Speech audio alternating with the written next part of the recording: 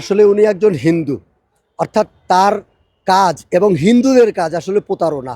আপনি দেখবেন আমাদের মুসলমান মেয়েরা তারা কিন্তু আসলে প্রভু ভক্ত, নরম মনের মানুষ। এই হিন্দু আয়ুষ মল্লিক, অর্থাৎ সে কিন্তু হিন্দু, অর্থাৎ সে মুসলমান হয়েছে, মুসলমানের অভিনয় করছে, অভিনয় করে আমাদের মুসলমান বোনের সাথে প্রেম করে একটা পর্যায়ে, অর্থাৎ তার তার সাথে শারীরিক সম্পর্ক করে, অবৈধ সম্পর্ক করে যখন আমাদের এই মুসলমান বোনের বাচ্চা গর্ভে আসে, তারপরে আস্তে করে তারা এখান থেকে সরে যায়, ছিটকে যায়, এবং অর্থাৎ তাদের যে মূল উদ্দেশ্য এবং মূল যে রহস্য আয়ুষ মল্লিকের মতন হিন্দুদের, সেটা কিন্তু আমরা পরে কিন্তু আসলে এটা বুঝতে পারি যে আসলে তারা কিন্তু প্রেম করার জন্য আসে নাই, তাকে বিয়ে করার জন্যও আসে নাই, এখানে আসছে অর্থাৎ অবৈধ একটা সম্পর্ক করে আমাদের মুসলমান মেয়েদেরকে, মা বোনদেরকে ইজ্জত লুণ্ঠন করার এবং তাদের সুপরিকল্পিত, অর্থাৎ যাতে হিন্দুরা অর্থাৎ এইখানে মুসলমানের সাথে একটা প্রতারণা করতে পারে এবং প্রতারণা করে, এটা আসলে তাদের একটা চক্র। এবং আজকে এই বিষয়ে আমি বলতে চাই, আপনি দেখবেন এরকম কিছু ঘটনা ঘটছে। আজকে সেই বাচ্চাটা, যে বাচ্চাটা আয়ুষ মল্লিকের মতন হিন্দু জন্ম দিল, সেই বাচ্চাটা আজকে বাবার পরিচয় পাইতেছে না। তার একটা অর্থাৎ বাংলাদেশে পরিচয় নাই, নাগরিকত্ব নাই, তার একটা অর্থাৎ মায়ের পরিচয় তো আসলে কোনো জায়গায় পরিচয় হয় না, বাবার পরিচয় লাগে। আসলে এই রকম আয়ুষ মল্লিক যারা আছে তারা কিন্তু অর্থাৎ আমাদের এই মুসলমান মা বোনদের সাথে মারাত্মক প্রতারণা করতেছে।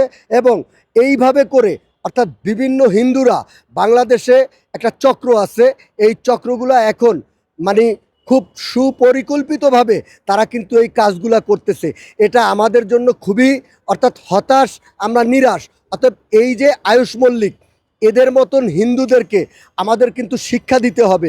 এবং আমাদের মা বোন যারা, সবসময় একটা কথা জানবেন, চকচক করলেই কিন্তু শোনা হয় না।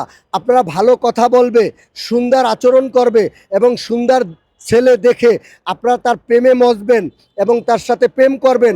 সে হিন্দু না মুসলমান, খ্রিস্টান না বৌদ্ধ, যাচাই করবেন না, বাছাই করবেন না। এইটার খেসারত কিন্তু একটা শিশু বাচ্চা দিতে হয়। লাস্টে কিন্তু সেই শিশু বাচ্চা বাবার পরিচয় দিতে পারে না, আর সেই মা আসলে তার কিছু করার থাকে না। অতএব আমি বলবো, এই আয়ুষ মল্লিকের মতন হিন্দু যারা, তারা কিন্তু একটা প্রতারক চক্র, এবং তারা কিন্তু প্রতারণা করার জন্যই এই মুসলমানকে ফাঁদে ফেলে। এবং আমাদের হিন্দু যে অর্থাৎ একটা সনাতন যে ধর্ম আছে, অর্থাৎ তাদের একটা সুপরিকল্পিত একটা ইঞ্জিনিয়ারিং প্ল্যানিং, এই প্ল্যানিং করেই কিন্তু আমাদের মা বোনদেরকে বিপাকে ফেলে এবং এইভাবে তারা আকাম কুকাম করে। মূলত তাদের উদ্দেশ্য কিন্তু অর্থাৎ একটা মেয়ের জীবন নষ্ট করা, একটা মেয়ের সাথে শুধু শারীরিক সম্পর্ক করা, অর্থাৎ এইটাই তার মূল উদ্দেশ্য।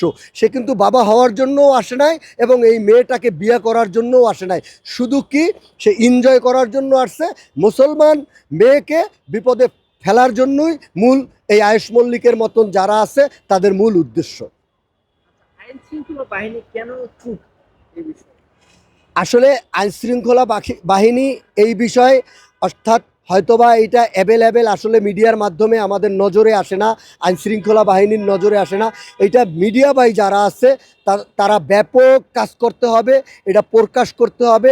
এটা যখন মিডিয়ার মাধ্যমে আমরা অর্থাৎ যারা প্রশাসন আছে ব্যাপকভাবে যারা যখন দেখবে, আমি মনে করি অবশ্যই প্রশাসনিকভাবে এটা দেখবে এবং সরকার দেখবে এবং এটার আইনতভাবে একটা অর্থাৎ বিচার হবে এবং বিচার হওয়া উচিত। নয়তো এইভাবে এই আয়ুষ মল্লিকের মতন প্রতারক বাংলাদেশের মা বোনদের ইজ্জত এই লুণ্ঠন করে তারা হিন্দু সেজে মুসলমান হয়ে আবারও তারা হিন্দু হয়ে যাচ্ছে। এবং সেই সময় যদি বলে যে এখন তুমি হিন্দু হয়ে যাও, একজন মুসলমান মা, মুসলমান বোন, সে কখনো হিন্দু হইতে পারবে না। কিন্তু আমরা ইতিহাসে দেখেছি বিভিন্ন হিন্দু মুসলমান হয়েছে এবং মুসলমান হয়ে অর্থাৎ আমাদের মুসলমান মা বোনদের সাথে সংসার করতেছে। কিন্তু একজন মুসলমান কখনো সে হিন্দু হয় নাই এবং হবেও না। অর্থাৎ এই প্রতারক চক্রের কাছ থেকে আমরা সবসময় সাবধান থাকি।